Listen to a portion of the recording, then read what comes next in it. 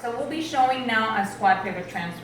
The transfer will vary depending on the diagnosis of the patient, if they're hemiparetic, if they have weakness on both sides of their body, or if it's just a generalized weakness. So make sure to check with the PT or OT if the technique needs a specific instruction.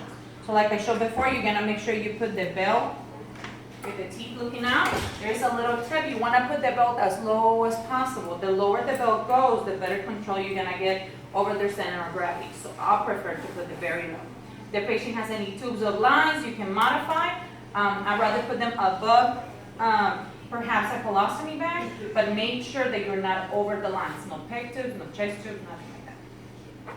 All right, so very common instructions that you probably heard in the video before is you're gonna ask the patient to lean forward. It's the most common instruction we give around here. So if the patient is hemiparetic, we're gonna go ahead and guard that side of hemiparesis, despite of the fact of what side we're going to.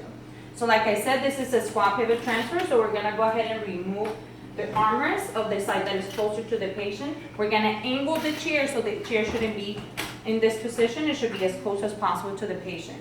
I'm gonna go ahead and position the patient's leg towards the direction of transfer. So I'm gonna guard that side that is weak. So my patient right here has right side hemiparesis just for this example.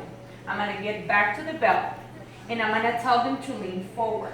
You can incorporate counting and it helps, but just make sure that you give a little time after 3 so the patient prepared. So we're gonna go to the right, 1, 2, 3, and forward.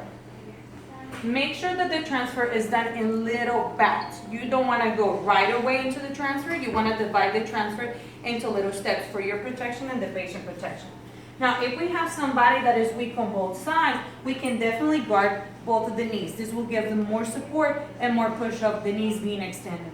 So we're going to go and lean forward, 1, 2, 3, and move. If the patient is able to help with their hand towards the side of transfer, we're gonna go ahead and guide them and tell them, Indra, go ahead and reach for the armrest.